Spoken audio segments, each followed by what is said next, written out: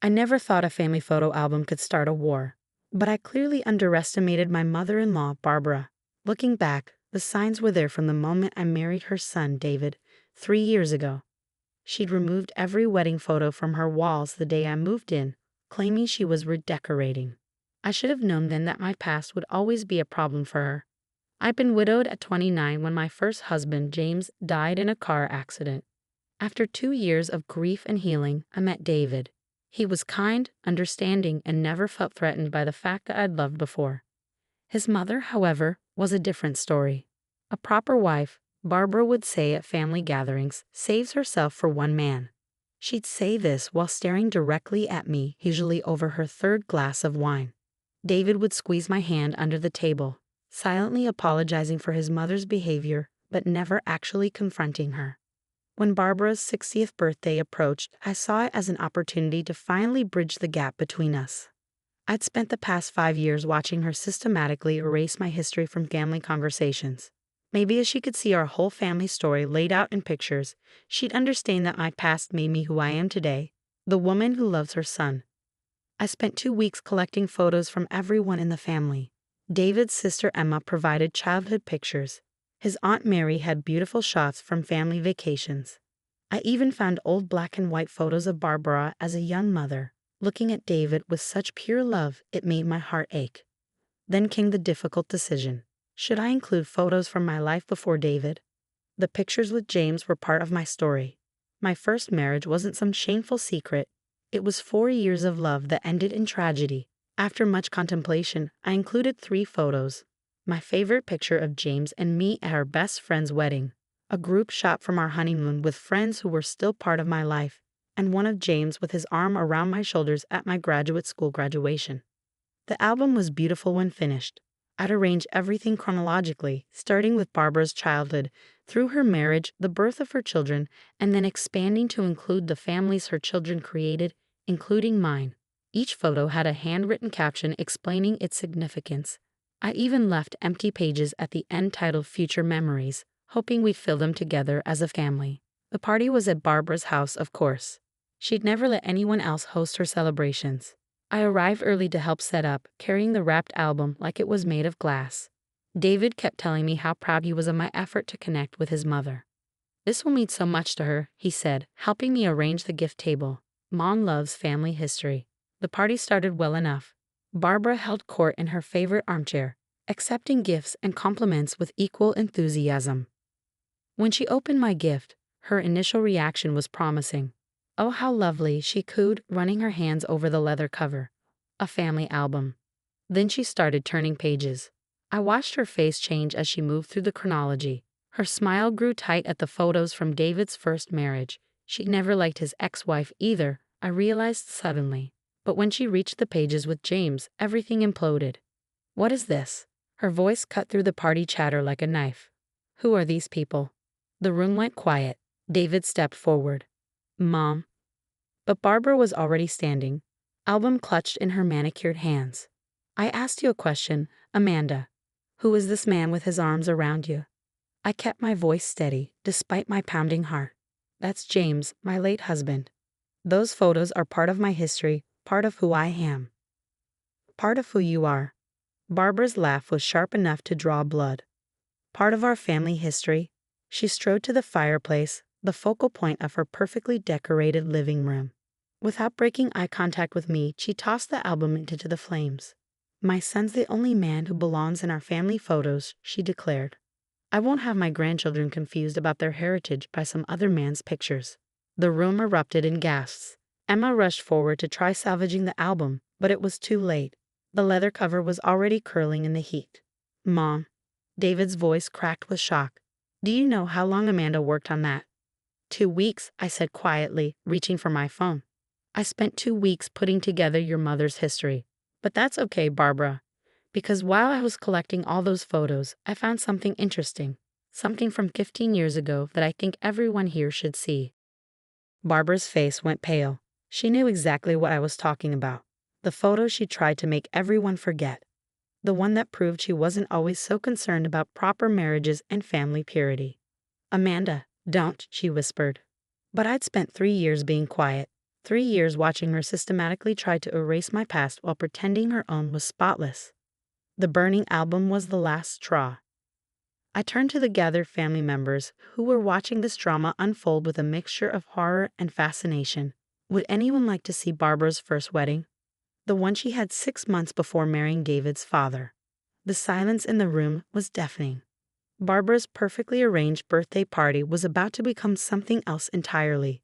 A lesson in the danger of trying to erase the past. The photo on my phone screen showed a much younger Barbara, beaming in a white dress next to a man who wasn't David's father. The date stamp read June 15, 1982. David's parents' wedding certificate, which hung prominently in their hallway, was dated January 8, 1983.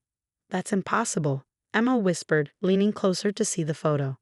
Mom, who was that? Barbara's face had lost all color. She gripped the mantle of the fireplace where my album was still burning. Where did you get that? It was in your sister Mary's old photo boxes, I said calmly. Along with the wedding announcement from the local newspaper, you were married to Robert Thompson for exactly 4 months before having it annulled. Then you married David's father without ever telling him about your first marriage. The room erupted in murmurs. Aunt Mary, who had been quietly sipping her wine in the corner, suddenly found her shoes very interesting. That was different. Barbara's voice shook. I was young and foolish. It was a mistake that never should have happened. Like my marriage to James was a mistake. I stepped closer, my voice low but clear. The difference is, I don't hide my past. I loved James, and losing him nearly destroyed me. But that love, that loss, it made me who I am. The woman your son fell in love with. David moved to stand beside me, his hand finding mine. Mom, how could you never tell us about this? Because it wasn't important. Barbara's voice rose hysterically. I was barely 20. Robert turned out to be a drunk who gambled away our rent money. Your father saved me from that mistake. He gave me a real marriage, a real family. And James gave me 4 beautiful years before a drunk driver took him away, I countered. But you've spent 3 years treating me like I'm damaged goods because I loved before David. The irony of the situation wasn't lost on anyone in the room. Barbara, who'd spent years preaching about proper wives and pure family histories, had her own secret first marriage. Every Sunday dinner, I continued, you make little comments about how a woman should only have one love. Every Christmas, you conveniently lose the ornaments my first family gave me. You even told your bridge club I was divorced rather than admit I was widowed because it sounded better.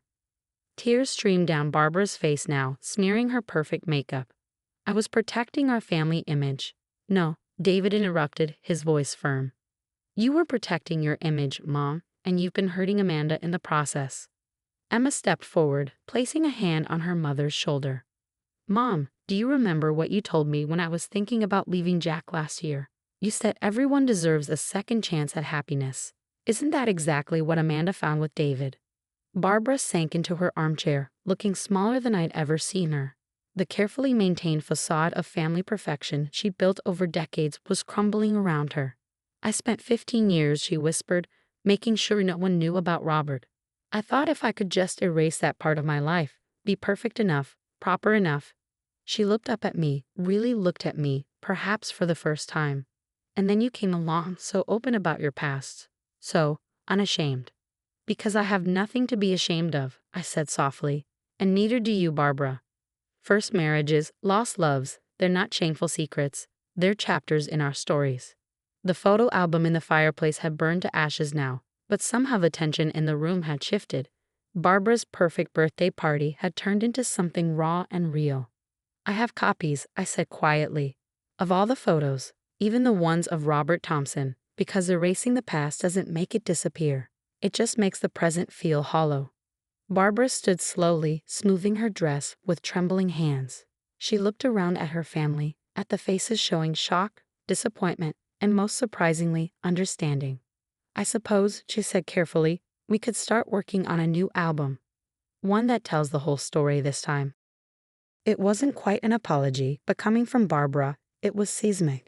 3 years of hostility were beginning to crack, revealing something that looked almost like hope. David squeezed my hand. I think that's a wonderful idea, Mom. And maybe this time we could all help put it together. As the party guests began to awkwardly disperse, Barbara caught my arm. Her grip was gentle, nothing like her usual commanding grasp. "That photo," she said softly. "The one of you and James at your graduation. Do you have another copy?" A week after the birthday party disaster, I found myself sitting at Barbara's kitchen table, surrounded by photo boxes and albums. The afternoon sun streamed through the windows, illuminating decades of memories spread across the polished oak surface. "I kept everything," Barbara admitted, pulling out a yellowed envelope from the bottom of a box, "even though I pretended it never happened." Inside were photos from her brief first marriage, moments of young love frozen in time. I recognized the hopeful smile she wore in those pictures. It was the same one I had in my photos with James. "Why did you really hide these all these years?" Barbara's hands trembled as she sorted through the images. "When I met David's father, he was everything Robert wasn't: stable, responsible, devoted. I was so afraid that if he knew about my failed marriage, he'd see me differently. Then the longer I kept it secret, the harder it became to tell the truth. And that's why my openness about James bothered you so much," I realized, "because I was doing what you couldn't." She nodded, tears gathering in her eyes. "Every time you spoke about James with such love and honesty, it reminded me of my own cowardice. It was easier to try to silence you than face my own shame." We worked in comfortable silence for a while, organizing photos chronologically. When we reached the pictures from my first marriage, Barbara paused. "Tell me about him," she said softly. "About James. I've spent so long trying not to hear his name, I never really listened." So I told her. About James's terrible jokes and his passion for teaching. About how he could never remember to put the cap back on the toothpaste, but always remembered to bring me coffee in bed. About the night we lost him, and how learning to live again didn't mean loving him less. "And then I met David," I finished, "who understood that loving James made me capable of loving him too." Barbara wiped her eyes with a tissue. "I've been so wrong, Amanda. About everything." She reached into another box and pulled out a small photo album I'd never seen before. "These are from my first wedding day. Robert may have been a mistake, but he taught me what I didn't want in a marriage." That knowledge led me to David's father. As we worked together creating a new family album, something shifted between us. The walls of perfectionism and pretense began to crumble, replaced by something real and raw and honest. David found us there hours later, surrounded by photos and sharing stories we'd never dared tell before. He stood in the doorway, watching his mother and wife finally finding common ground in their shared experiences of love and loss. "Mom," he said, picking up a photo of Barbara in her first wedding dress, "you look beautiful here. Why didn't you ever tell me?" Barbara looked at her son, really looked at him. "Because I thought you'd think less of me, just like I made Amanda feel about her past." "I was so wrong, sweetheart." David pulled up a chair, joining us at the table. "You know, Dad would have understood. He always said what he loved most about you was your capacity to love deeply." The new album took shape under our hands, not a sanitized version of family history, but a true one. Barbara's first wedding photos shared pages with pictures of James. Happy moments, sad moments, all the pieces that made us who we are. When we finished, Barbara ran her fingers over the cover. "I think," she said slowly, "we should show this at Sunday dinner. The whole family should know our real story." 2 days later, I found a package on my doorstep.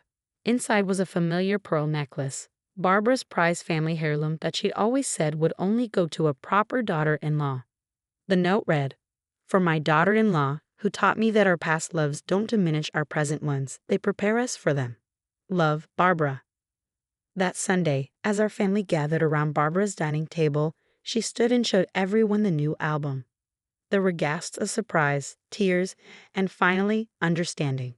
We were all human, all carrying our histories, all worthy of love. To new beginnings, Barbara raised her glass, looking directly at me, and to old loves that shaped us. I touched the pearls at my neck and smiled, thinking how sometimes the most beautiful things come from moments of breaking, like a family photo album burned to ashes only to rise again more complete, more honest, more real. Because in the end, it's not about erasing our past. It's about embracing how it led us to our present. And as I sat there, surrounded by my blended family, I knew that every love story, first, last, or in between, deserves to be remembered.